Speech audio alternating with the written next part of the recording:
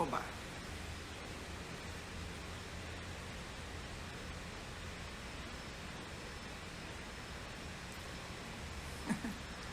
Que bom, mama, você conseguiu entrar.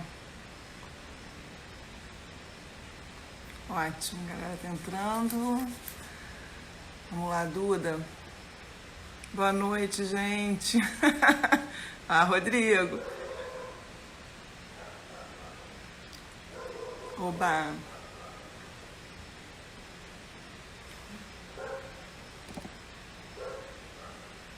Duda, tô te esperando.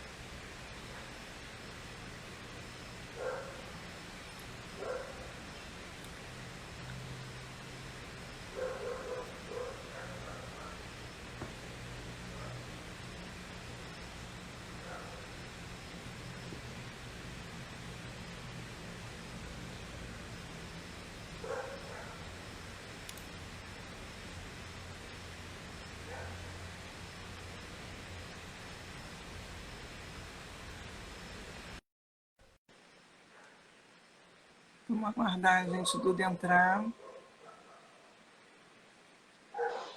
Oba! E aí? Eba!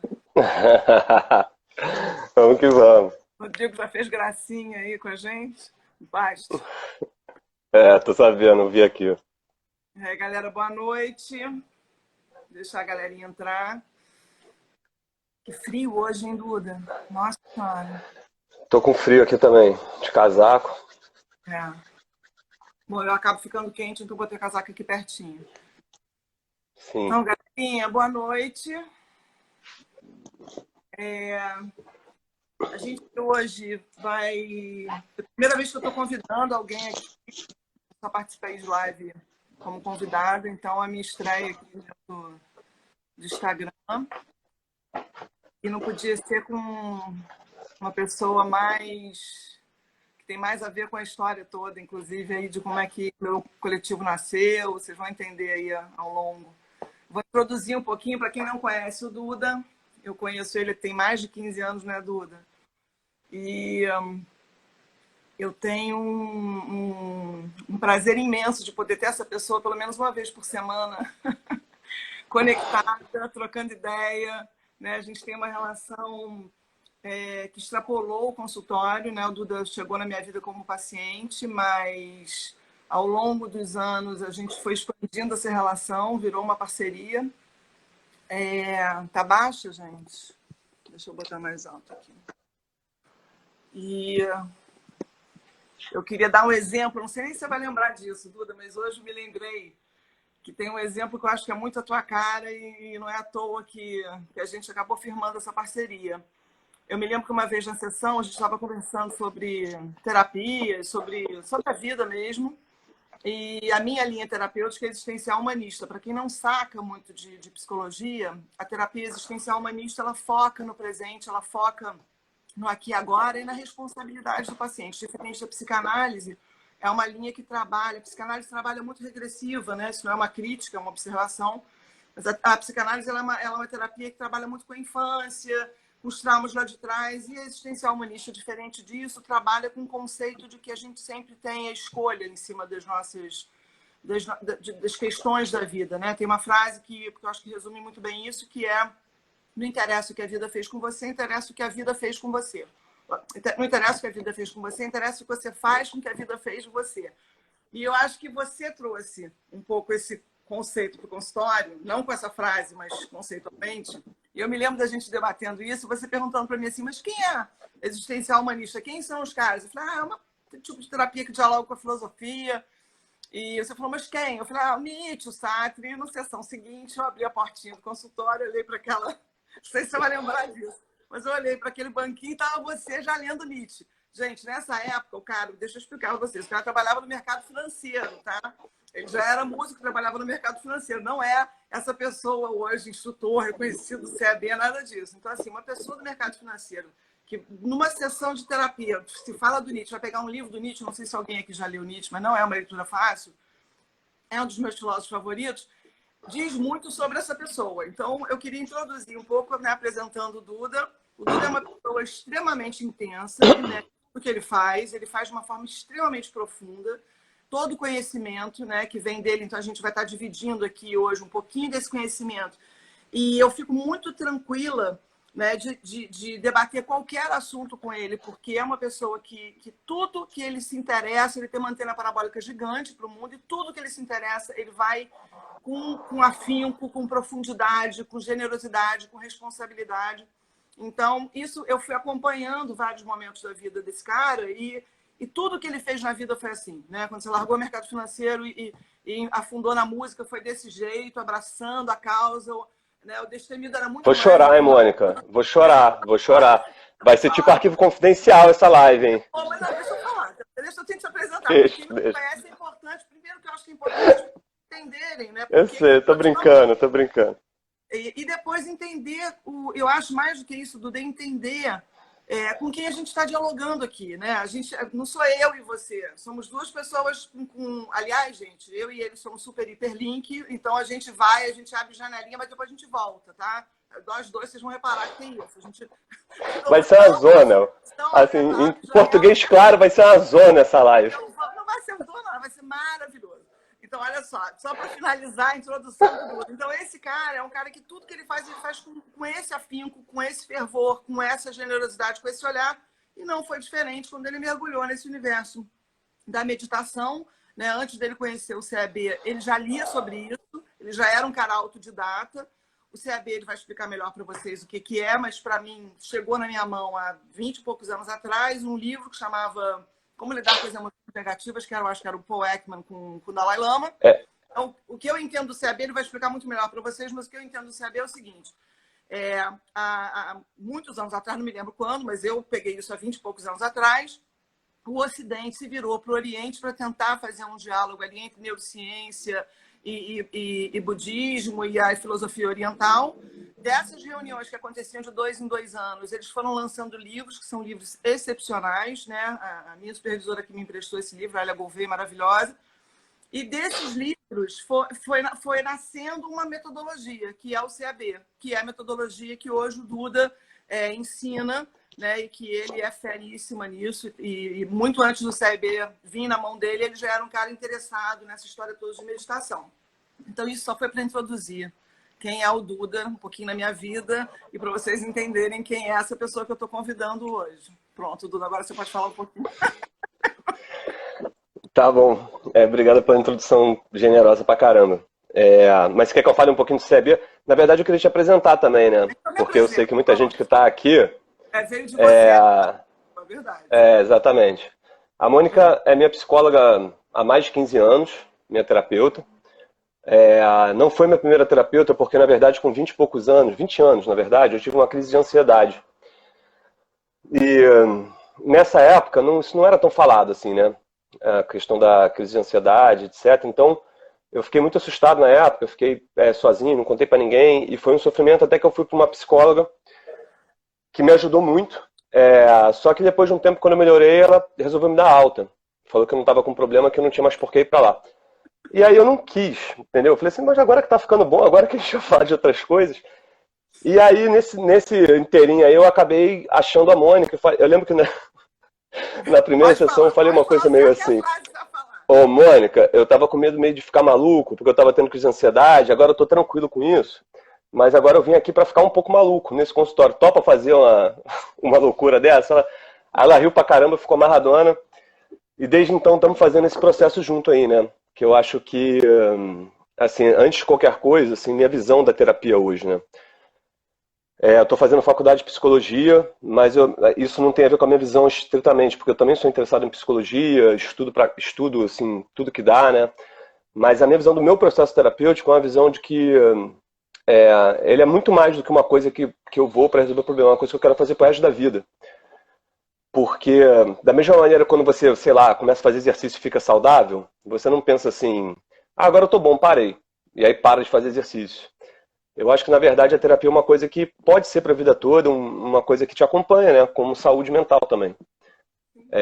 Sobre o CAB, eu acho que é isso, né? O CAB surgiu desse diálogo do Oriente e Ocidente e ele vem muito na intenção de falar sobre a mente humana, falar sobre as diferentes visões da mente humana e tudo mais. E E daí surgiu um programa, essa metodologia que a Mônica falou, que é um programa que integra assim, psicologia das emoções e integra práticas contemplativas, laicas, né, assim, no sentido secular. Ou seja, práticas que não estão ligadas à religião, nem precisam estar. Ninguém precisa ter religião nenhuma, ou não precisa também não ter religião para poder se aproveitar das práticas. E são práticas muito ligadas à saúde mental, né? O curioso é que assim, no Ocidente, a saúde mental fica muito associada à doença mental. A gente fala assim, plano de saúde. Aí vai ver quais doenças que cobre, né? Então, assim, é uma coisa curiosa que quando a gente fala de saúde mental no Ocidente, a gente muitas vezes fala assim, de depressão, de ansiedade, o que não está errado. Mas o que a gente faz em relação à saúde mental para que a gente possa ficar assim, ou seja, se eu não estou machucado no corpo, eu posso fazer academia, eu posso fazer exercício, eu posso comer bem, dormir bem para ter saúde física. Ou até um olhar, aquele olhar de como é que a gente cultiva a felicidade, né? Em vez de aquela história do Buda, Exatamente. que eu acho que é maravilhosa. A diferença. Posso falar disso? Sim? Vou te interromper. Pode falar o que você quiser, pode falar o que você quiser. Então, tem uma historinha do Buda que eu acho que divide bem, para mim ficou muito claro, né? A divisão entre a filosofia ocidental e a oriental nessa pós que eu estou fazendo, que o cara contou a seguinte história, que a diferença do filósofo ocidental para o oriental é que uma flecha atingiu um amigo seu. Essa flecha está envenenada. No Oriente, eles vão focar toda a atenção deles para como a gente vai tirar essa flecha, como a gente pode fazer evitar o sofrimento dessa pessoa. E no Ocidente, vão reunir vários filósofos e vão perguntar, mas essa flecha veio em que direção? Essa flecha foi atirada por quem? Essa flecha de madeira maciça, essa ponta é feita de aço e o cara já morreu. Entendeu? Então, assim, sem ser uma crítica, eu estou estudando filosofia, sou apaixonada por filosofia, mas é um olhar diferente. A filosofia oriental tem um olhar do sofrimento que é muito diferente do olhar do Ocidente.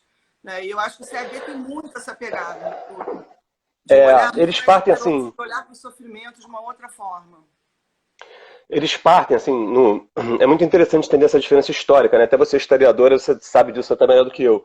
Mas, assim, toda a revolução científica no Ocidente, ela parte de um princípio da gente, que é um princípio legal, ainda mais para a época, né? Que é um princípio assim, nossa, a natureza é hostil, o mundo é hostil. Como é que eu posso entender o mundo para poder controlar o mundo para o meu prazer? Sim, sim. E ao longo dos anos, isso... está vendo no que deu essa maneira de olhar para o mundo. Né? O mundo mas essa maneira... mas essa maneira, Mônica, que hoje em dia ela é colocada de uma maneira pejorativa do ser humano domina a natureza, quando isso foi colocado em 1500, há 500 anos atrás, isso não era ruim. Entendeu? Isso era uma coisa extremamente desejosa. Era assim, as pessoas a média de expectativa de vida era 35 anos. Então, assim, o mundo era muito perigoso. A gente não sabia que tinham germes, bactérias, etc. Então, essa visão da gente entender o mundo como ele funciona, não tinha problemas ambientais, problemas climáticos. Então, entender o mundo como ele funciona para poder configurar o mundo a meu bel prazer, não é uma visão ruim. Muito pelo contrário, fazia muito sentido para a época. Só que é uma visão de quem está olhando de fora e quer entender o mundo como ele funciona para poder organizar. O Oriente parte de um princípio um pouco diferente. Ele vai buscar essa mesma felicidade, esse mesmo controle em outro lugar. Ele entende que o princípio final, assim, o objetivo dos objetivos é a felicidade. E não é essa ditadura da felicidade que vai sair por aí rindo sem parar. É uma coisa que tem mais a ver com saúde mental. Não é uma coisa maníaca, né? Porque essa ditadura não. É um pouco maníaco, né? De jeito nenhum. Na verdade, é uma coisa que tem a ver com essa coisa da saúde mental. Assim como quando a gente está saudável fisicamente, a gente tem um sintoma de bem-estar no corpo. Da mesma maneira, se você enche a cara hoje, amanhã você não precisa fazer nada para estar se sentindo mal. A tal da ressaca. Por quê? Porque o seu corpo não está saudável. Porque você sobrecarregou o fígado, desidratou, etc. Existiria mesmo os componentes que a gente pode treinar separadamente, assim, esse bem-estar mental, que seriam pilares que sustentam saúde mental, e aí eu não estou falando de saúde do menos 10 para o 0. Ou seja, como é que eu saio da ansiedade para a normalidade? Lá vem o Antônio passando na live. Eu não estou saindo... ele é exibido. Eu não estou saindo da ansiedade para o 0. Eu estou indo do 0 para ficar mais saudável. Como é que eu faço para ficar mais saudável? E essa saúde mental, esses pilares que a gente poderia treinar separadamente, na verdade, eles são os componentes do CB. E uma vez a gente praticando eles, a gente teria saúde mental. O sintoma dessa saúde mental seria um certo bem-estar que não depende de estímulos externos. Então, acho que é mais por aí, assim, é mais essa questão de pensar o CB como uma visão que partiu de um ponto de de partida diferentes. Ou seja, eles, em vez de tentar configurar o mundo, eles entenderam o seguinte: se toda felicidade passa por uma experiência mental, ou seja, não faz sentido eu falar que essa caneta aqui está feliz ou triste, porque não tem consciência. Então, assim, se toda a questão está na consciência, a questão passa muito mais para eu entender como é que funciona o meu funcionamento interno. Então, em vez de olhar para fora, eles olharam para dentro e começaram a desenvolver uma ciência na primeira pessoa. Sim. Que aí vira uma guerra, né? Porque a ciência aqui no Ocidente é em terceira pessoa, ou seja, a gente quer fazer ciência fora da gente. Isso é muito complicado. E aí tem todo um histórico, né, Mônica, assim, da psicologia ser o patinho feio da ciência, porque ela justamente vai entrar na subjetividade que a ciência não queria, e brigando para ser ciência. Engraçado, né? Que essa separação de ciência e filosofia também é do mundo moderno, né? A filosofia e a psicologia também, elas, na verdade, levantam as questões que a ciência moderna hoje tenta resolver de uma forma muito cartesiana, muito pragmática, né?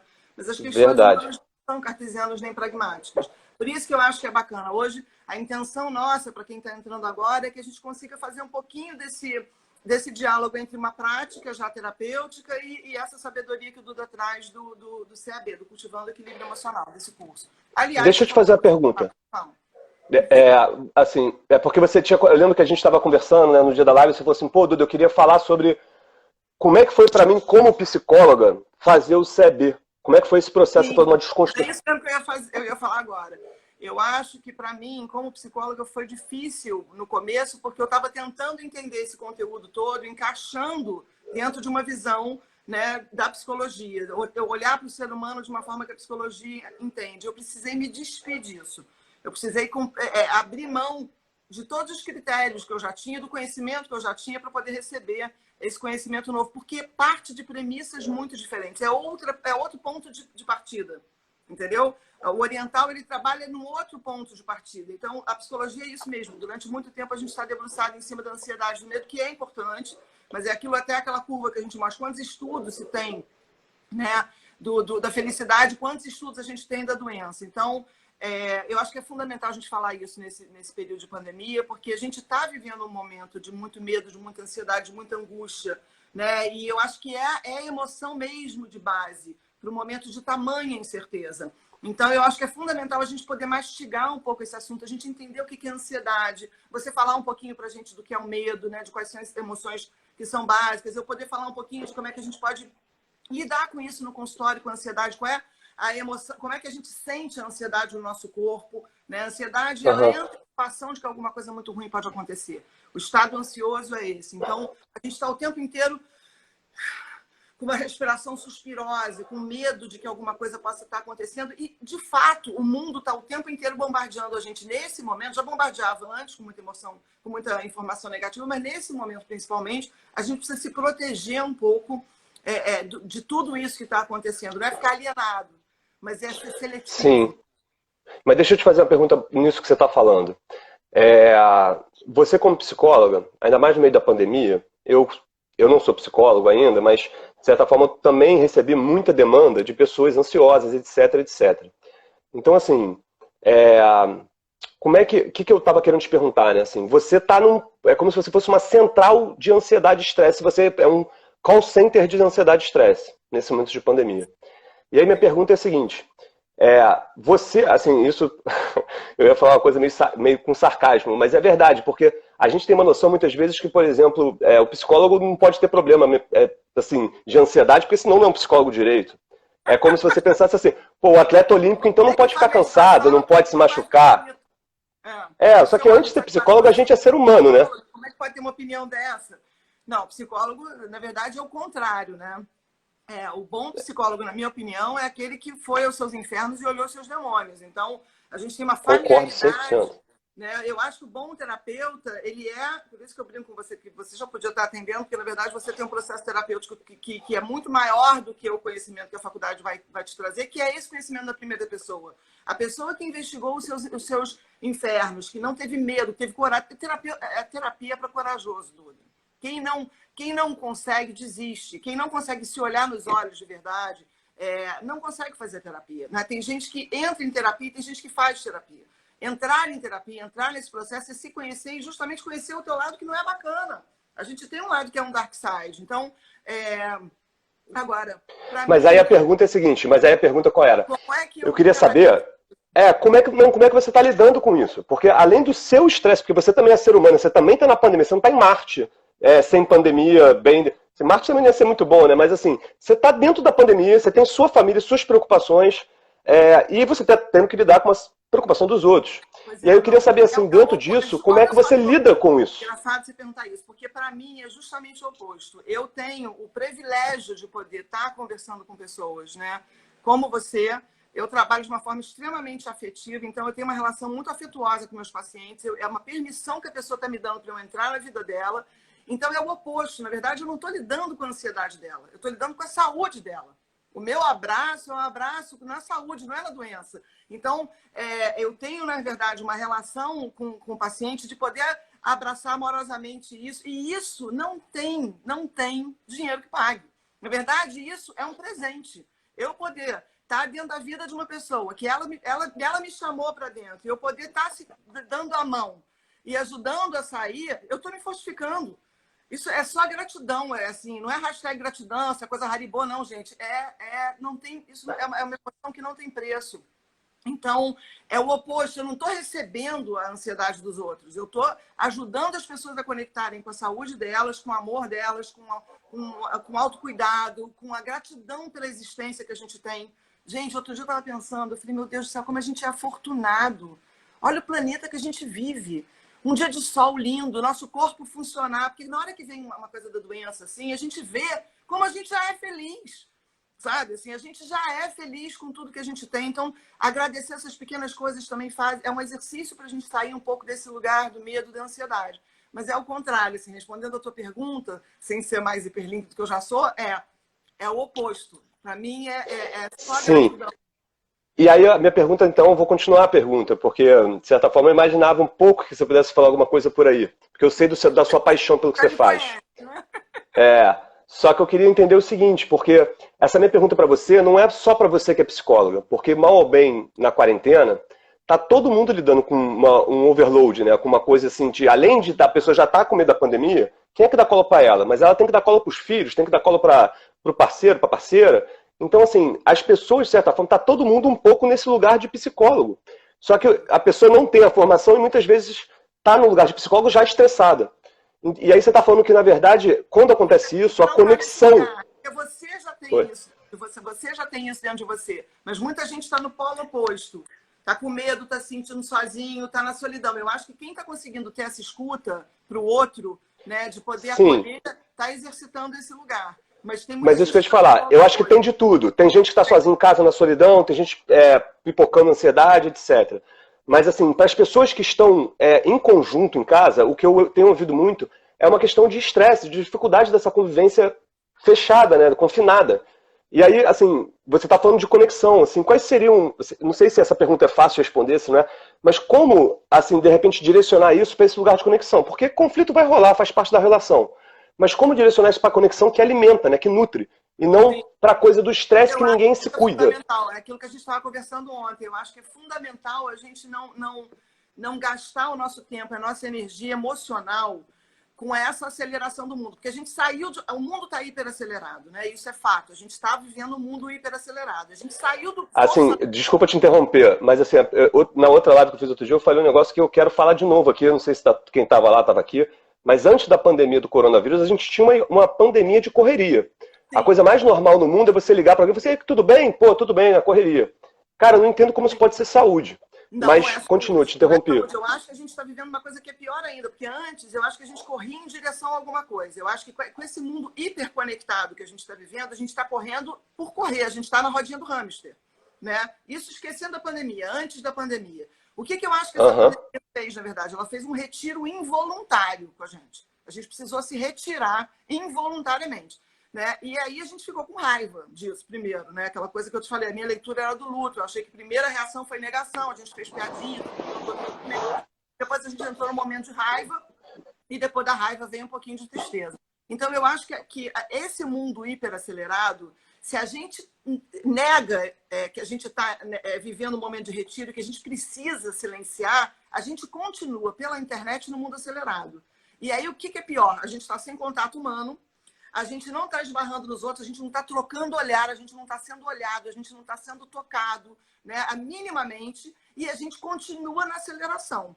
E essa aceleração vai adoecer a gente. Então, qual é o meu antídoto para isso? É que a gente busque contatos verdadeiros, a gente busque amigos onde a gente possa abrir o coração, a gente busque fazer esse tipo de relação, né? De poder falar de verdade. Vamos falar um pouquinho como é que eu tô, cara, eu não tô bem hoje um dia foi meio blue, né? A gente vai entrar agora numa energia invernal também, o frio traz a gente um pouco para esse lugar mais para dentro. Então, eu acho que a gente precisa fazer um movimento de conexão verdadeira.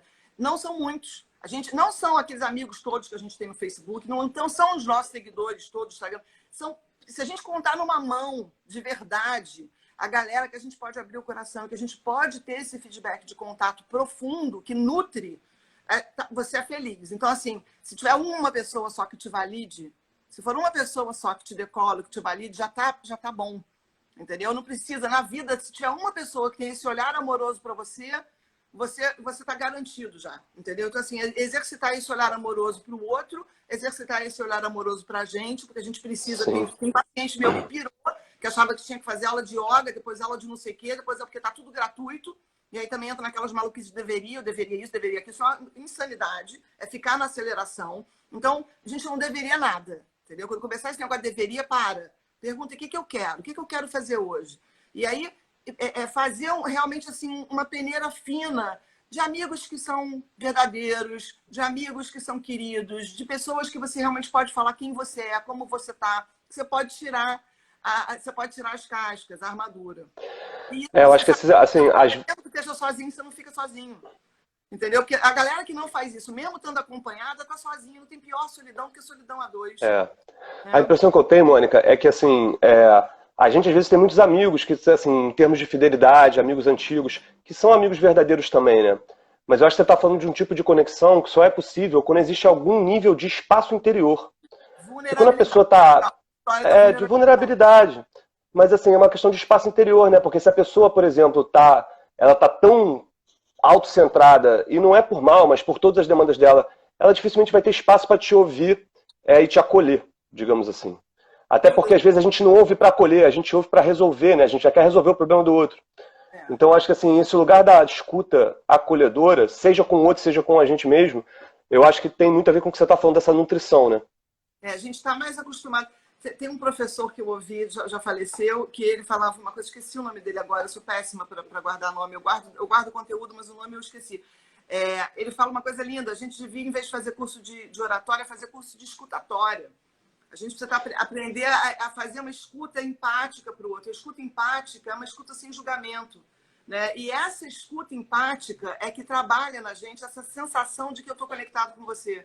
Porque se você está falando e eu estou te julgando, se eu estou apontando o dedo para você, esse tipo de relação não vai te nutrir. Né?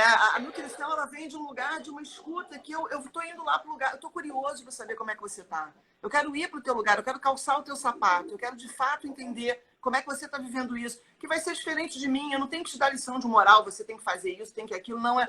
Caramba, deixa eu escutar o que esse cara está me dizendo. É escuta empática. E a escuta empática, ela nutre os dois lados, né? Ela não nutre só quem está falando, ela nutre quem está ouvindo. Mas a escuta empática, o ponto que eu toquei assim, é também que a escuta empática, de certa forma, ela depende de a vulnerabilidade muitas vezes não é só uma escolha. Isso que eu estou querendo dizer. Sim. Entendeu?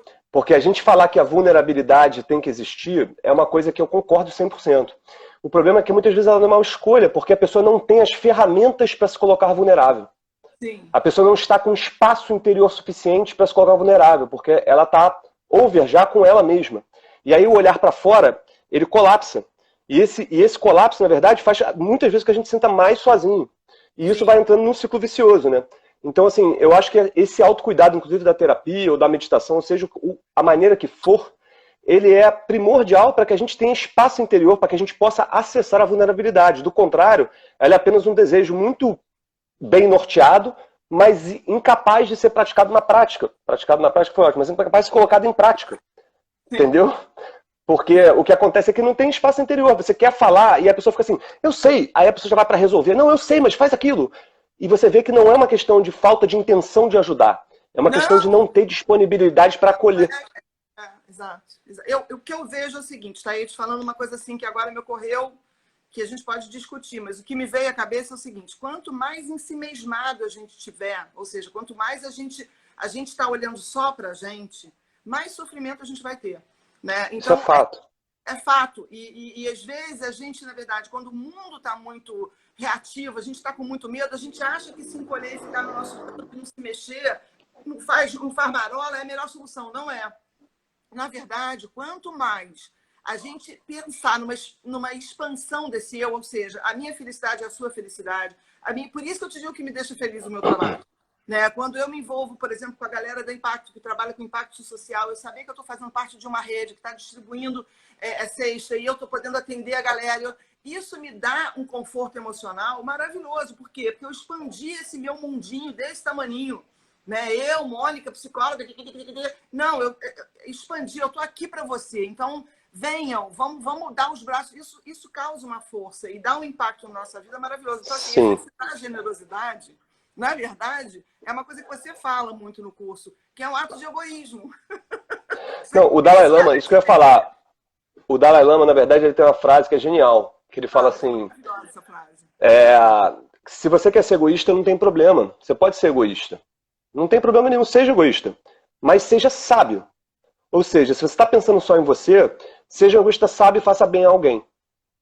Isso aí vem de um lugar de muita investigação, de entender que a nossa felicidade está completamente interligada à felicidade do outro. Isso não é uma coisa também, como você falou, nada contra também, mas assim, é uma coisa mais Haribo, uma coisa do âmbito espiritual, somos todos um. É uma coisa direta. Entendeu? Que a gente não faz nada sozinho, a gente realmente precisa do outro para tudo. Para a gente estar fazendo essa live, pô, tem a quantidade de coisas, não só as pessoas que estão ouvindo, mas quem foi que fez esse celular? Fui eu? Não fui. E essa casa que eu estou morando? Não fui eu. E a comida que eu comi? Nesse planeta, porque a gente se juntou. A noção de pertencimento, eu acho assim, que cada vez mais, né, o que eu venho estudando, essa coisa do pertencimento, da autenticidade, do propósito, são coisas que eu venho... no meu caminho mesmo, pessoal, estudando muito, e cada vez mais eu chego à conclusão que essa noção de pertencimento que a gente tem só existe se a gente fizer algo para o outro, entendeu? Não é esperar que eu vou me sentir pertencente na hora que eu vou chegar no grupinho, a galera vai me acolher. Não! Se entrega, vai! Né? Acende a fogueira você, que a galera vem para junto. Então, tem uma coisa de uma energia. Por isso que eu estou te falando, eu acho que não é essa coisa Haribo de pensar, ai, muita gratidão. Eu exercito isso também, mas não é esse discurso. O discurso da gratidão é um discurso de inteligência emocional. Total. Entendeu? Do lado legal, Haribo, mas não é esse que eu estou falando, não. Eu estou falando assim... Eu sei disso. Né? Você está aquecendo o seu coração. Sim. Entendeu? E aí, Mônica, será que a gente vai conseguir começar agora a pauta? Ai, meu Deus. A gente sai até agora. Ele é essa pessoa, tá? Só falou de tudo que a gente falou que não ia falar. Mas vamos nessa. Você falou que ia me apresentar. A gente já pulou essa parte que as pessoas já estão me conhecendo. Não precisa me apresentar. Vamos falar igual. Eu escrevi aqui na minha pauta. Viu o que você fez aí? Não, aqui a gente ia falar sobre psicologia das emoções, ia falar um pouquinho sobre as emoções, etc. Tinha coisa da experiência no CAB e tinha coisa da psicologia das emoções para a gente bater esse papo sobre ansiedade, crise de ansiedade, que emoções são essas, etc. Explica, então, deixa eu te perguntar isso, porque eu acho que é importante a galera que está aqui, tem gente que fez CAB, tem gente que não fez. O CAB mistura essa coisa da meditação com a psicologia das emoções. Eu queria que você falasse um pouquinho para a gente dessa psicologia das emoções e das 5 emoções básicas para a gente depois poder entrar na ansiedade do medo. Dá uma introduçãozinha. Tá bom. Tá. Vou fazer só um apêndice ao que você falou, né? As 5 emoções básicas... Deixa eu só fazer um negrito. Isso que eu estou fazendo com o Duda é o seguinte, o CAB é um conhecimento imenso. O que a gente está pegando é uma lâmina, tá? A gente está fazendo um recorte dentro desse curso, que são a psicologia das emoções, e o Duda vai dar a lâmina da lâmina, a pílula da pílula, tá? Porque não vai caber numa live, senão... Nada cabe nessas lives de 1 hora, mas também se passa de 1 hora fica demais. Já dá uma base. Fala um pouquinho da psicologia. Vamos nessa. Então, só fazer um apêndice, né? Que assim, na verdade o Ekman, que é o cara que participou, junto com muitas outras pessoas, Daniel Goleman, etc., da formatação da metodologia do CAB, ele falava de 7 emoções, né? Então, assim, tristeza, medo, raiva, alegria, desprezo, aversão e surpresa. Só que, quando isso foi... Assim, não existe consenso sobre emoções universais. Então, assim, a maioria dos psicólogos que debateu isso chegaram a 5 emoções que são as que a gente vê lá no Divertidamente, naquele filme, que inclusive é um filme que o Ekman deu consultoria. Então o filme tem... Vejam o filme, Oi? porque é uma O filme é aula... maravilhoso. É um desenho animado. E o filme, assim, depois que você entende o que o Ekman fala, você vê tudo que ele está falando, está lá no filme, de certa forma. Óbvio, de maneira lúdica, etc., mas está lá, né? Tá lindo. A gente tinha falado de hoje, assim, de repente falar... Não vai dar para falar de todos, assim, mas as 5 que ficaram seriam aversão, acho que estão no filme, né? Tristeza, raiva, alegria e medo. A gente, na verdade, nessas 5, eu diria que, assim, por exemplo, surpresa realmente talvez não tenha um impacto tão grande na nossa vida, etc. Mas uma que ficou de fora, que é o desprezo, eu percebo quanto ele tem relevância. A gente vai chegar lá. Mas eu queria falar assim, a gente tinha escolhido para falar hoje, né, até pelo momento de pandemia, de 4 delas, né? A primeira, tristeza. E aí a gente vai falando junto, assim, tá? Aí, assim, sobre as emoções do geral no CEB, né? Assim, antes de falar especificamente de uma ou de outra emoção. As emoções, assim, no contexto do CEB, do que o Paul Ekman estuda, de outros psicólogos também, ela tem, antes de tudo, a gente tem que entender que não tem emoção boa ou emoção ruim. Porque a gente tem um desejo, outro dia eu vi um TED, que eu sempre esqueço qual é o nome do cara, a gente tem um desejo meio tipo assim, de que, eu queria muito não sofrer, eu queria muito não ficar triste, eu queria muito não ter medo. Aí o cara falava assim, pô, isso é a inspiração de quem já morreu. Porque se você tá vivo, você vai sentir emoção. É assim, não. O coração bate assim. Eu sou totalmente contra a estabilidade, né? A estabilidade para mim é a morte. As emoções, elas são exatamente assim. O meu primo até botou aqui no filme, que no filme a versão é mal traduzida como nojinho. É verdade, é porque, assim, os filmes da Disney falavam assim, os filmes da Disney são para criança, mas o adulto gosta. Esse filme, Divertidamente, até porque a gente não aprende educação emocional nas escolas, ele é um filme para adulto, que a criança gosta. Eu botei então, minha assim, ela falou, minha filha, esse filme é para adulto, não é para criança. Por que você está botando exatamente. Esse filme é para adulto. E é engraçado que o nojinho no filme, ele na verdade ele integra. Ele tem horas que ele faz papel de aversão e tem horas que ele faz papel de desprezo. Tá? Então se você pegar aquela ida da Hayley para a escola, a primeira ida dela, a emoção não está no lugar da aversão, a verdinha ela está no lugar do desprezo. Tá? Mas voltando para a tristeza assim, e para as emoções no geral. As emoções não são boas ou ruins. A gente vem de fábrica para sentir emoções e elas têm papéis assim... Sabe esse lugar que você falou do papinho? Do lugar assim do papo de elevador, do small talk em inglês, dessa coisa de você ter papos profundos que vão te alimentar? Imagina que quando você fala de emoção, não tem papinho, não tem small talk. A emoção, muito antes da gente ter palavras para se comunicar, ela era, digamos, a fonte primordial da nossa comunicação. Sim. Então, a emoção salva a nossa vida, a emoção comunica, na expressão facial. Por que a gente tem emoticon, por exemplo, no WhatsApp? É para tentar comunicar um pouquinho disso que se perde quando a gente escreve. A entonação, a pausa, o tom de voz. Só que é pouco, né? Um emoticon... Agora, percebe o seguinte, a gente não precisa de manual de instrução para usar o emoticon. Porque a gente vem meio que de fábrica, sabendo ler a comunicação das emoções. Só que as emoções, elas têm uma característica... Primeiro que assim, uma coisa muito legal da gente entender na pandemia. As emoções são um processo. Isso é quase a definição acadêmica do Ekman, tá? Elas são um processo. Só parar a definição aí já é muito importante. Porque o fato dela ser um processo diz que ela tem começo, meio e fim. Só que não é isso que acontece quando a gente está vivendo uma emoção. A gente vive uma emoção como se ela nunca fosse terminar. E muitas vezes esse próprio processo... Como se ela fosse verdade absoluta, porque não adianta você dizer para uma pessoa que tinha medo. Essa é uma outra característica das emoções, que é o seguinte... As emoções em si, elas não foram feitas para a gente duvidar delas. Elas carregam uma forte sensação de certeza. Então, se a gente está na pandemia e daqui a pouco vê um noticiário que tem alguém no respirador, a gente começa a se imaginar no respirador, a gente fala assim, cara, aí começa a sentir falta de ar, aí ferrou, já estou no respirador na minha cabeça. Só que não adianta você falar assim, que isso, você está em casa. Sabe por que não adianta? Porque é como se fosse assim, tem uma frase que é sensacional de um monge budista que ele fala sobre as emoções, que é o seguinte... As emoções são sempre reais. Sempre. Porque a gente sente. Quando a gente sente uma emoção, é como se a gente tomasse um shot de tequila. A gente, de alguma forma, já está imbuído de uma mudança fisiológica, de uma mudança hormonal, de uma mudança mental. O que a gente pensa muda. E a gente não tem muito controle sobre isso. O máximo que a gente pode fazer quando a gente está... A gente pode fazer com isso. Né? Se a gente tiver consciência que a gente está com essa emoção, a gente pode fazer uma escolha. O que eu estou com raiva. Exatamente. Eu posso escolher dar na cara de alguém ou eu posso escolher só de raiva também ir embora e deixar a pessoa falando sozinha. Exatamente. É mais ou menos como você, por exemplo, se você tá com esse medo e alguém fala para você, pô, não fica com medo, essa sensação de certeza não vai passar. A emoção não foi feita para te dar dúvidas. Quem tinha dúvidas a respeito da emoção não sobrevivia. Imagina assim, um exemplo bem bobo, mas o cara tá caçando, aí mexe uma moitinha, aí o que acha que é tigre sai correndo. O que fica assim, pô, será que é tigre ou coelho? Se for tigre, já morreu. Então, essa noção de certeza da emoção, ela tem uma função evolutiva, inclusive. Sim, sim, Tá? sim. Só que acontece que na quarentena, ou no mundo de hoje em dia, no mundo moderno, que a gente não tem que caçar para comer, o que acontece é que a gente não sabe muito bem como sair das garras dela. É como se a emoção fosse um grande sequestrador, que sequestra nossa mente para aquilo que ela quer que a gente pense. Eu acho essa Tá? imagem muito boa, porque a gente fica literalmente sequestrado. Assim, a raiva, por exemplo, Exatamente. é um tônus muito, muito forte. Então a gente fica totalmente. A tristeza também, né? A tristeza. Exatamente. E aí o que acontece? Essa sensação de certeza, como ela tem a ver com várias mudanças fisiológicas, inclusive, é como se eu tomasse um shot de tequila. Depois que eu tô bêbado, o máximo que eu posso fazer é ter consciência que eu tô bêbado, mas eu não vou deixar de ficar bêbado.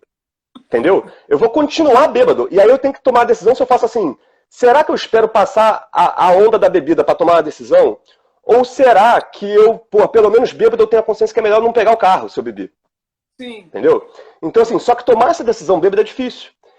Então, as emoções, elas fazem uma coisa com a gente que é o seguinte. Se eu tô com tristeza, ou tô com raiva, ou tô com medo, é como se a minha lente de realidade, aquilo que eu dou atenção, ela tivesse uma gravidade que focasse numa gavetinha daquela emoção. Então, se eu tô numa briga e tô com raiva de alguém dentro de casa, é como se eu abrisse a gavetinha da raiva, puxasse o arquivo daquela pessoa e começa. Aí começa aquelas frases assim, você sempre faz isso. Por quê? Porque nesse momento a visão da pessoa está naquele arquivo que a gente lembra até de coisas que a gente nem lembrava. Se pedir para você lembrar sem emoção, você não lembra. Mas naquele dia a gente sabe até a data. No dia 28 de junho do ano passado, você falou exatamente isso para mim. Né, Duda? No curso, quando a gente conta o episódio da raiva, por exemplo, a raiva volta. Exatamente. A raiva ainda tem um kick de voltar. Quando você vê, você está já gritando, contando a história com aquela mesma emoção. Exatamente. Ainda tem isso. Não só tem carregada de verdade, como ela fica num arquivo ali, que quando você acessa, ela volta assim inteiríssima. Esse arquivo pula e a nossa gravidade é atraída para esse arquivo e a gente fica sem conseguir sair, como se estivesse bêbado de emoção e não consegue.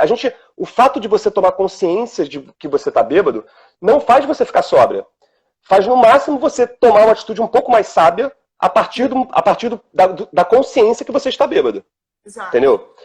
Mas você não desfica com emoção só porque tomou consciência dela. Então, assim, no momento em que eu tomo consciência da emoção, eu tenho a partir daí uma escolha. Só que só tomar consciência da emoção já é muito difícil. Tá? Já é um processo que...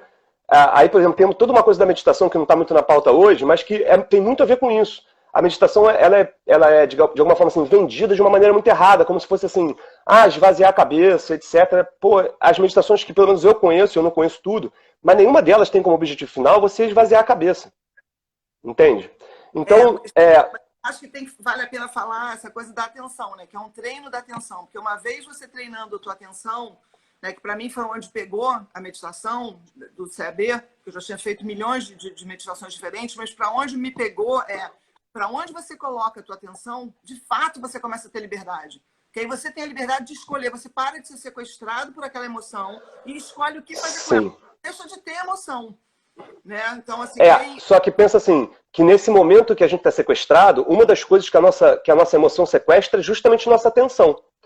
A nossa atenção, ela molda a nossa realidade.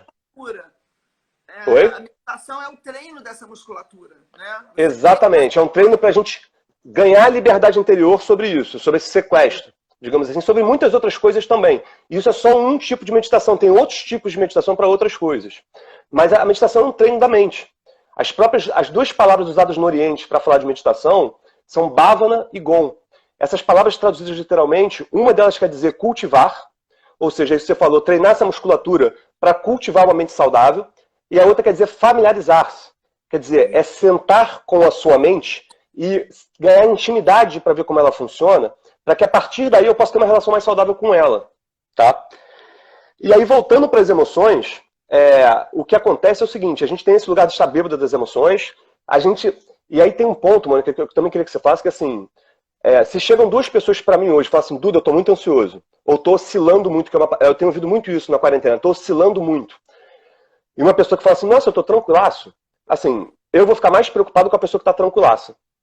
Sendo sincero. Se a pessoa não oscilou em nenhum momento. O medo ele existe para paralisar a gente, essa emoção básica que faz a gente não ser comido pelo tigre, né? A gente está vivendo um momento onde o medo ele é real. Ele é o tigre lá fora. Total. A gente precisa trazer o medo para dentro. Então, assim, eu acho que hoje quem não tem minimamente ansiedade está fora da casinha. Completamente. A gente precisa, na verdade, entender onde a gente coloca essa ansiedade, né? E como que a gente faz ela ficar de uma forma que a gente não fique paralisado, que é o que o medo faz, né? O medo dá uma paralisada. Sim. Que é entender que o medo não é ruim. Ele é desagradável de sentir, mas ele está ali para salvar a nossa vida. Você pode estar com uma vontade de ir para a praia, mas não vai porque está com medo. E esse medo pode salvar a sua vida. Então, as emoções, a princípio, são para serem nossas amigas. É para a gente se familiarizar com elas. Entendeu? Então, assim, primeira coisa é entender que essa oscilação que está acontecendo na quarentena, ela é normal e esperada. Sim, e saudável. Isso tem a ver com, isso tem a ver com saúde, não tem a ver com doença. Aliás, só que aí, na verdade, a oscilação de um modo geral tem a ver com saúde, né? Se a gente está cristalizado numa emoção, é o que a gente chama de patologia dentro da psicologia. Então, o normal da gente é que a gente, na verdade, transite pelas emoções todas no mesmo dia. Logicamente, a gente está vivendo um momento onde a gente está com uma energia do medo maior do que as outras, né? Está sendo cultivado o medo. E aí era uma pergunta que eu queria te fazer. Porque eu acho o seguinte, a gente está com o mundo cultivando medo. Não é o Rio de Janeiro, não é o Brasil, é uma coisa nível global. Então, a gente está com uma energia do medo ali numa vibração geral. Chegando pra gente o tempo inteiro, né? Seja do vizinho que está doente ou do medo de alguém ficar doente. Então, a gente está com isso. Como é que a gente maneja o medo? Assim, eu, dentro da psicologia, eu tenho uma resposta para isso, mas eu queria ouvir um pouquinho de você. Assim, como é que a gente pode falar um pouquinho do medo especificamente, sabe? Qual é a família dele, como é que é a cara dele, o que é que ele desperta? Eu não consegui ouvir o que você falou. Repete, por favor, você falou assim... Eu queria que você falasse um pouquinho dessa tipologia do medo, assim, de falar, a gente entender como é que ele funciona, qual é a família dele, qual é a cara dele, né? Porque aí a gente pode entrar um pouquinho de como é que a gente tem ferramentas no consultório para lidar com isso. Tá. Assim, ó, o medo, assim, ele é uma das emoções mais fáceis da gente perceber a função dele, que seria uma das funções seria salvar nossas vidas e um pedido de socorro, um pedido de ajuda, e na verdade, assim, são os 3 Fs em inglês, né? Fight, freeze or fight, que seria ou você foge, ou você paralisa, ou você luta. E aí, se você luta, já está um pouquinho ali, medo combinado com raiva. Só então, que medo, essas três... O nosso reptiliano, isso é o espírito de luta e fuga. O medo, ele o medo não é só o reptiliano, entendeu, Mônica? Na verdade, tem uma coisa ali do cérebro límbico também, da amígdala e tudo mais, que está no centro dessa coisa dos 3 Fs. Só que, mais do que isso, assim, é entender que ele está ali, de certa forma, como um fator de proteção. Ou seja, a gente anda pelo mundo e tem uma parte nossa que está ali. É como se a gente tivesse o tempo todo um radar para todas as emoções que está procurando o que é importante. Porque naquela definição do Ekman que a emoção é um processo, que ela tem começo, meio e fim, só da gente lembrar disso já dá um alívio, porque a gente sabe que assim, a emoção não vem para ficar. Ninguém tem uma coisa assim, nossa, eu tive uma emoção quando eu tinha 7 anos de idade que veio e ficou aqui para sempre. Toda emoção passa, isso é função dela, é vir, fazer o que ela tem que fazer e ir. Tá? Isso é função de todas as emoções. E essas emoções, elas só nenhuma emoção entra na sua casa... Desculpa, eu não entendi. Quando ela chega, ela traz essa sensação de certeza e dá a sensação que, na verdade, ela não vai passar. Né? Eu acho que um dos exercícios que a gente precisa saber fazer é justamente esse, é de saber que tudo na vida passa. Né? Assim, tudo, nada é permanente. Essa sensação da impermanência já é uma ferramenta para lidar com a ansiedade. Né? É mais ou menos como ficar bêbado. Você está bêbado ali, você pode passar mal, você pode até vomitar, mas vai passar. Você não vai ficar bêbado para sempre. Entendeu? A emoção também é feita para passar. Tá? Então, e aí tem uma coisa muito importante. A emoção ela só se apresenta, ela só bate na porta da sua casa quando tem alguma coisa importante para você em jogo. A emoção não tem papinho com ela. Entendeu? Ela só vem para frente, e quanto mais importante for, maior a intensidade dela. Então, no momento que o que está em jogo é minha vida, se eu for para a rua, porra, o medo vai ser alto. Sacou? Sim. Porque é uma coisa muito importante. Só que, então ele vem com esse propósito de ajudar a gente. Olha, tem uma coisa muito importante acontecendo, melhor você não sair. Só que aí ele está na função dele. Dependendo do diálogo que a gente coloca com ele, com essa familiaridade que a gente tem com ele, a partir daí a coisa pode ficar ruim. Porque, como você falou, só de falar da raiva, às vezes a raiva vem. Então, às vezes, aí tem a ver com a atenção. Só de pensar no medo, o medo vem. E ele, na hora que vem, é como se eu tivesse tomado um shot de tequila de medo. E aí a gente entra em looping. Entendeu? E esse processo de looping tem muito a ver com esse treino de atenção da meditação. Mas é importante dizer que, assim, a gente lembrar que o medo está ali para proteger a gente. Se ele é sempre real, aí essa frase, né, que o medo é sempre real, qualquer emoção é sempre real, a continuação dela é a seguinte: ela é real, mas nem sempre ela é verdadeira. Isso é muito importante. Porque, assim, ele é real para quem está sentindo. Eu tô bêbado, por exemplo, bebi, enchi a cara, deitei para dormir. O quarto está girando. Para mim, isso é real, mas na verdade o quarto não está girando. Então, para quem está sentindo emoção com medo de ir para o hospital, isso é real. Não quer dizer que seja verdade que você vai para o hospital, ou que a sua falta de ar seja de corona. Sim. Entende? Então, ter essa frase no bolso para quando está bêbado, de emoção, é muito importante. Sim. Tá?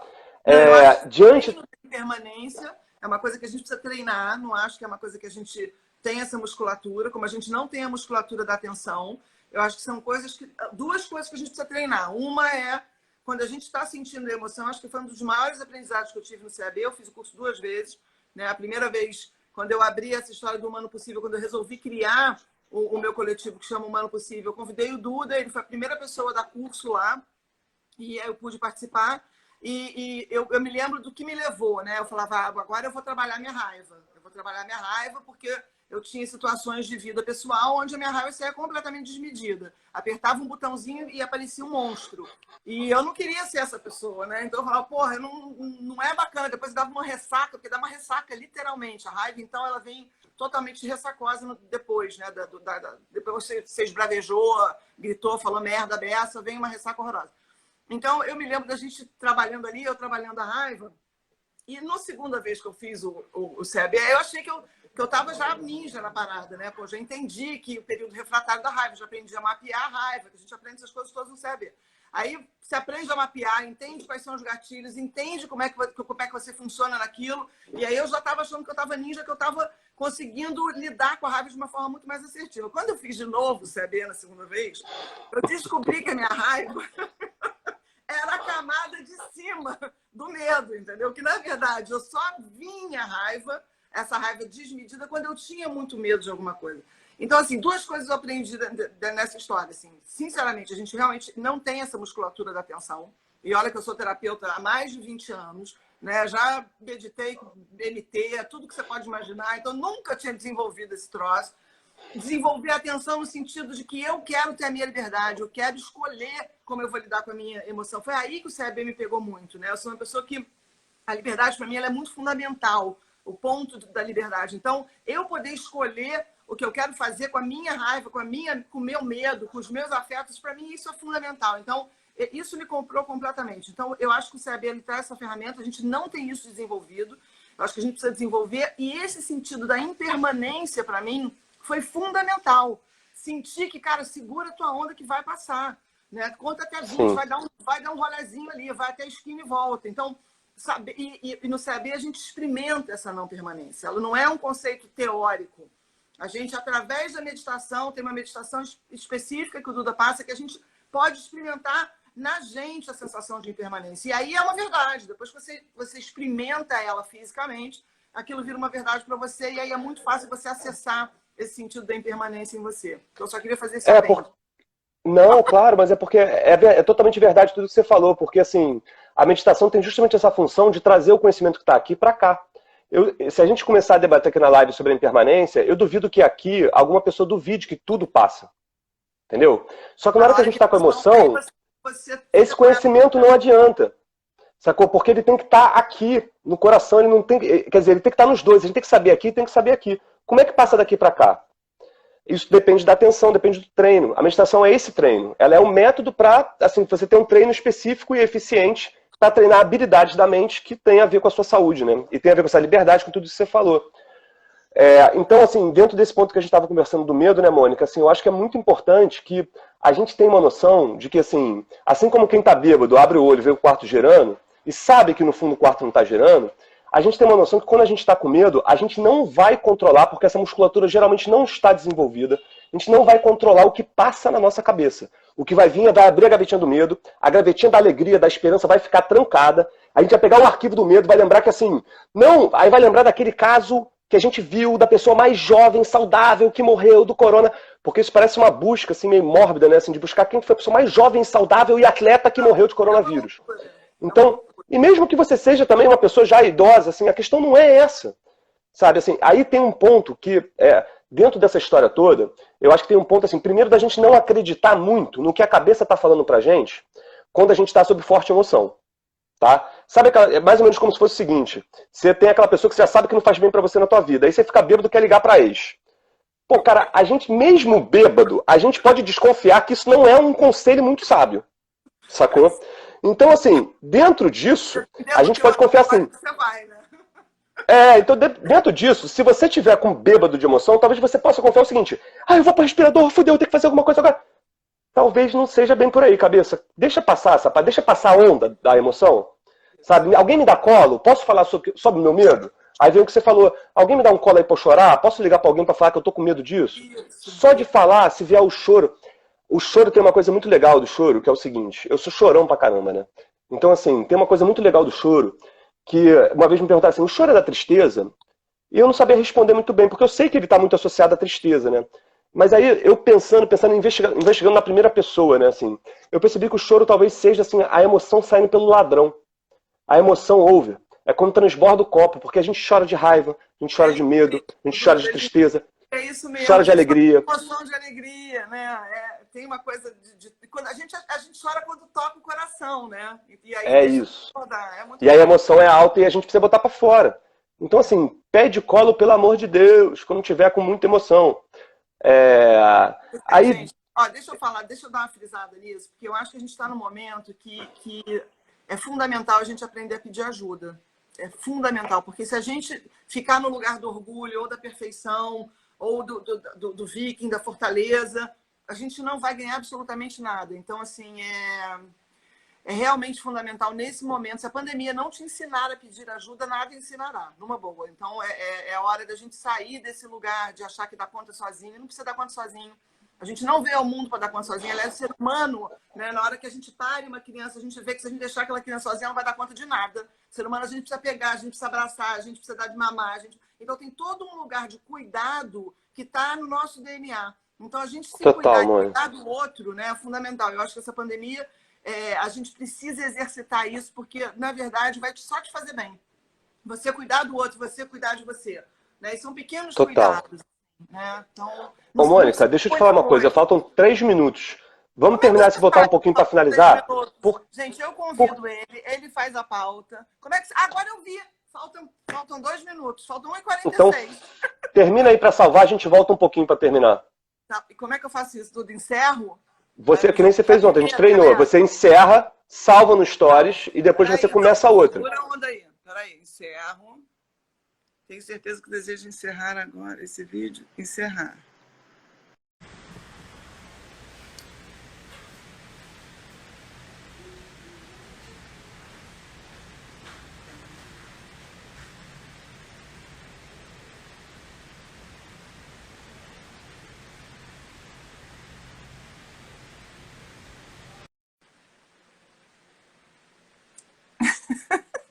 Gente, eu sabia que não ia dar certo esse negócio de 1 hora com Duda, não. É surreal. A gente se prometeu que a gente ia fazer 1 hora de live. Não dá, mãe. Fala muito. Vamos finalizar. Vamos só fechar pra gente não sair assim maluco, entendeu? Vamos finalizar. O que eu achava importante, assim, pra gente finalizar... Porque a gente falou um pouquinho, acho que a gente falou essa coisa das emoções, do pedir ajuda, da nutrição, da conexão verdadeira, assim, fazendo já um apanhado de tudo, né? Falou um pouquinho das características das emoções, falou que todas as emoções estão aí para ajudar. Eu queria dizer, assim, diante disso, que eu já falei até, que assim, cara, pelo amor de Deus, se permitam sentir as emoções, especialmente num momento como esse. É, então, assim, busquem ajuda, busquem colo se precisar, porque as emoções estão aí para isso mesmo. É, não acreditem muito no que passa na cabeça das emoções, peçam ajuda, porque sair desse sequestro sozinho é foda. Precisa de às vezes, uma polícia anti-sequestro que venha de ajuda de outros. É muito treino, mas se não dá para treinar no meio da quarentena, a gente pede ajuda, como você falou, né? Sim. Então, eu acho que a gente dá essa envelopada final aí, mas eu queria que você, de repente, desse uma palhinha, porque, assim, você viu que a nossa pauta não passou nem do segundo ponto, né? Mas tá ótimo, depois a gente faz outra. Só que eu queria que você desse uma envelopada, assim, Mônica, assim, que você pediu para eu definir o medo, né? E eu tinha definido o medo muito numa de você dizer como é que você está tratando disso no consultório, como é que você está tratando disso com você mesma, estratégias para lidar com isso, né? Porque eu acho que, pô, a gente está usando no medo. Então, se a gente já aceitou isso, já entendeu que não é para confiar muito no medo. Quais são as estratégias que você, com 20 anos de experiência, tem para, de repente, dar um toque na galera aí? Bom, eu acho que a principal coisa é a gente saber mapear a nossa ansiedade, né? E essas duas ferramentas do CAB eu acho que são fundamentais. A gente entender que a gente precisa treinar a nossa atenção, a gente precisa... Só assim a gente pode escolher o que a gente vai fazer com a nossa emoção. Então, não agir na hora da raiva ou não agir na hora do medo, parar, sentir, fechar o olho para o externo, porque a bússola não está fora, a bússola está dentro, né? A gente saber que a gente está descompensado, que a gente pode ter saído um pouco do eixo. Voltar para o eixo significa fechar o olho e voltar para dentro de você um pouquinho, tentar encontrar as tuas âncoras, né? A minha âncora, ela tem a ver com amor. A minha âncora é lembrar das coisas que eu amo, das pessoas que eu amo, de eu poder ser amorosa com o outro, porque isso é o que me ancora na vida. Eu acho que isso, para mim, é o grande sentido. Então, cada um vai ter um sentido na vida. Para mim é esse, mas eu acho que cada um vale a pena descobrir o seu, né? Do seu propósito, aquilo que vale a pena viver. São essas âncoras que fazem a gente ficar aqui.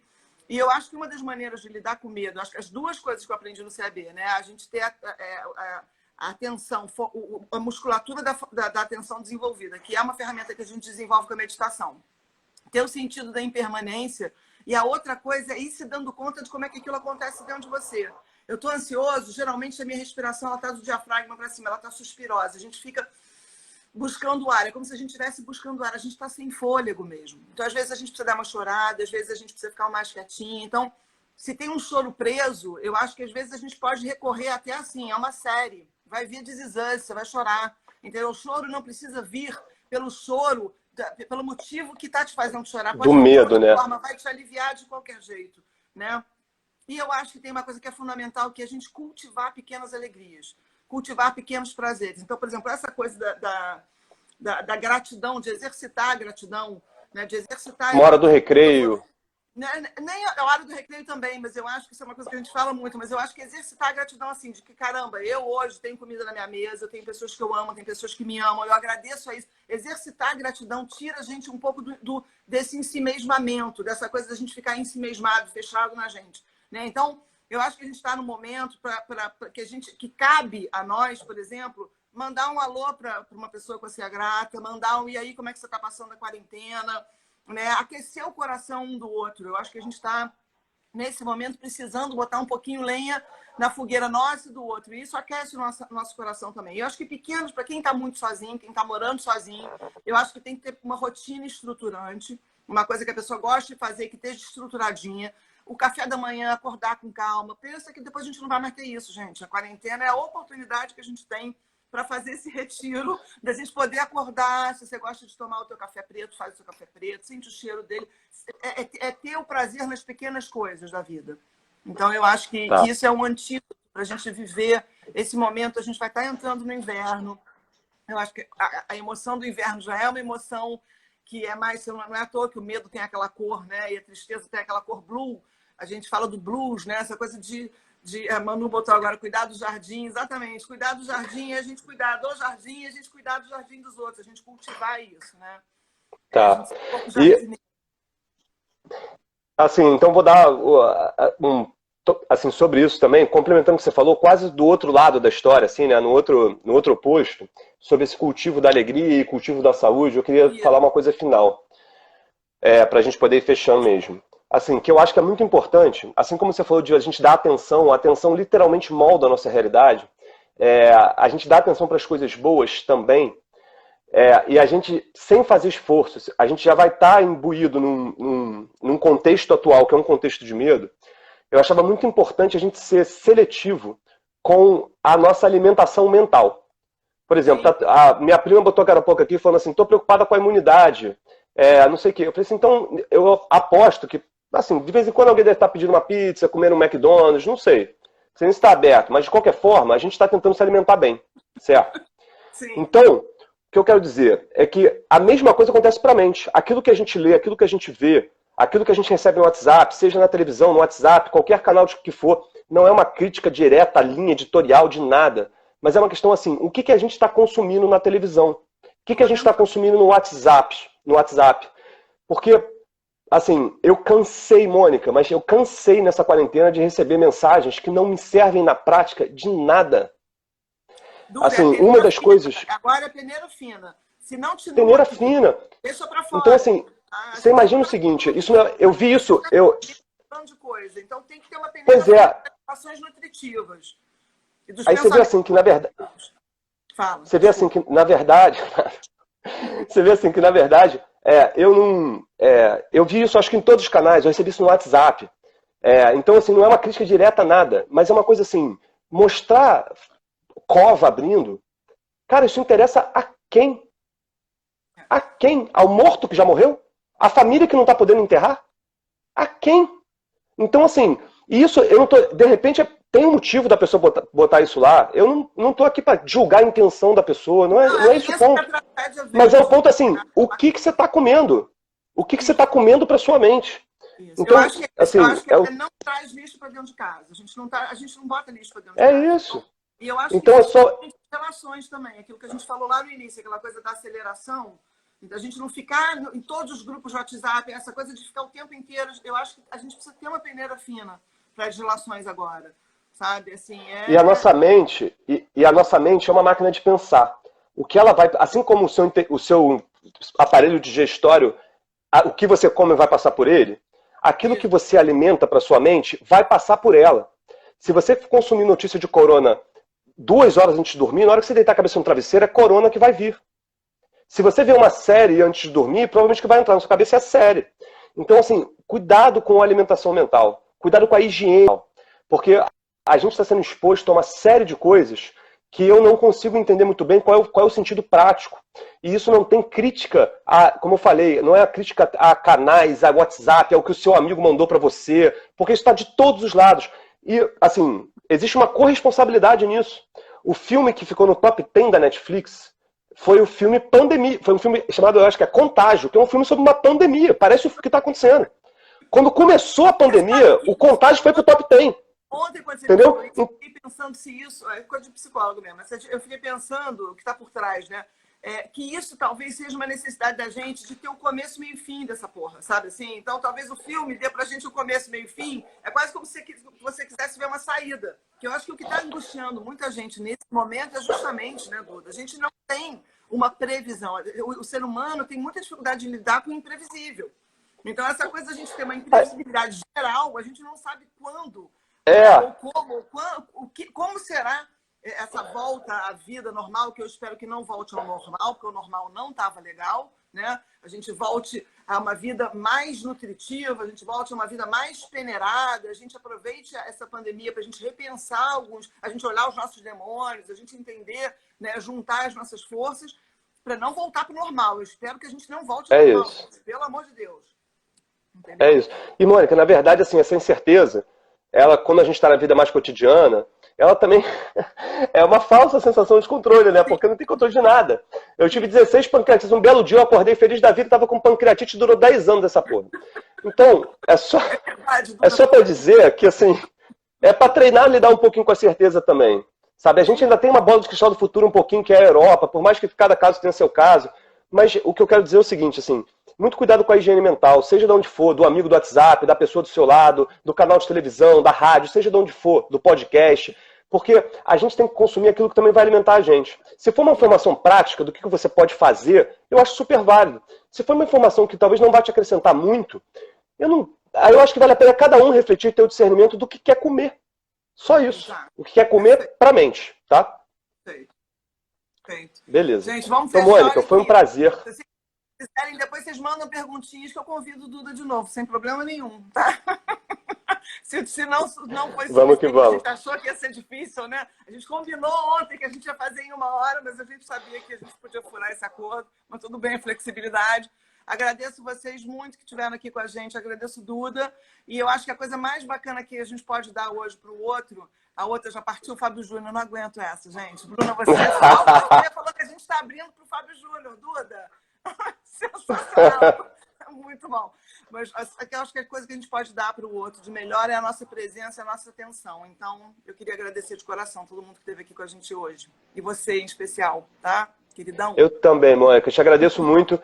E você estava falando do presente, né? Assim, tem uma frase do monge beneditino que ele fala que o melhor presente que você pode dar para alguém é a sua atenção. Então, que a gente dê esse presente para as coisas que merecem. Então, vamos que vamos. Fechamos com chave de ouro. Beijo, gente. Beijo, querido. Beijo, Mônica. Salva essa aí também, hein? Tá bom. Beijo. Gente, beijo.